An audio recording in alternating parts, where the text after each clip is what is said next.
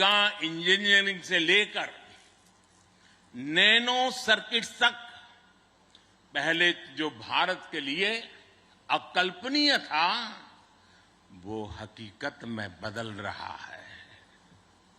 साथियों, इस बार स्वतंत्रता दिवस पर मैंने लाल किले से पंच प्राण का आह्वान किया और हमारे हरि जी ने भी इसका उल्लेख किया।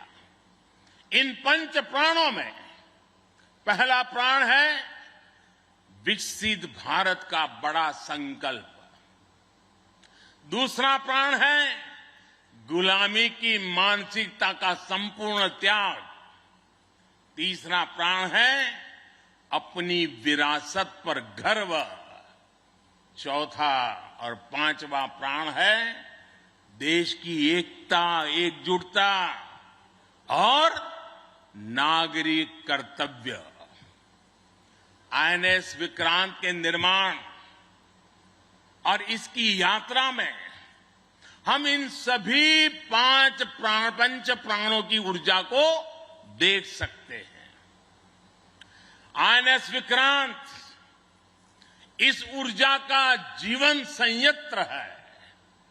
अभी तक इस तरह के एयरक्राफ्ट कैरियर केवल विकसित देश ही बनाते थे।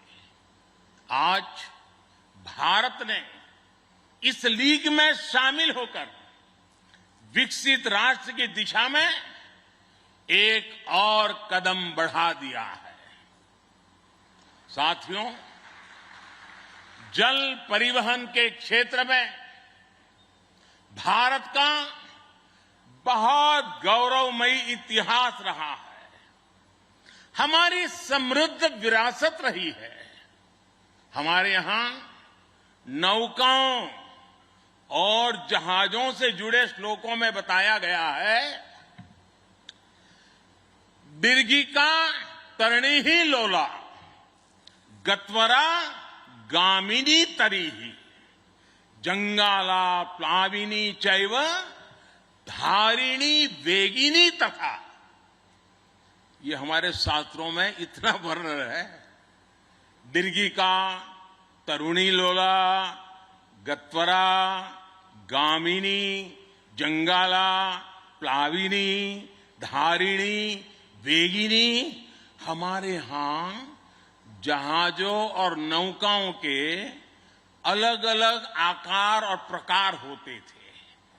हमारे वेदों में भी नौकाओं, जहाजों और समुद्र से जुड़े कितने ही मंत्र आते हैं।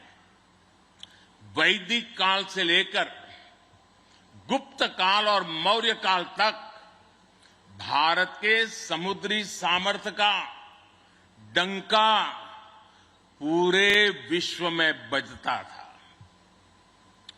छत्रपति वीर शिवाजी महाराज ने इस समुद्री सामर्थ्य के दम पर ऐसी नौसेना का निर्माण किया जो दुश्मनों की नींद उड़ाकर रखती थी।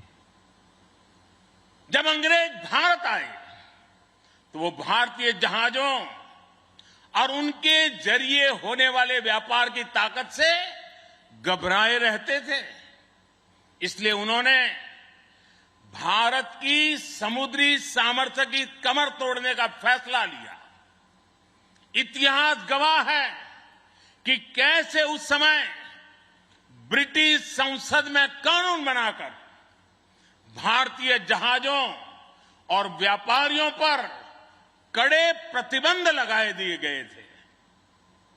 भारत के पास प्रतिभा थी, अनुभव था, लेकिन हमारे लोग इस कुटिलता के लिए मानसिक रूप से तैयार नहीं थे।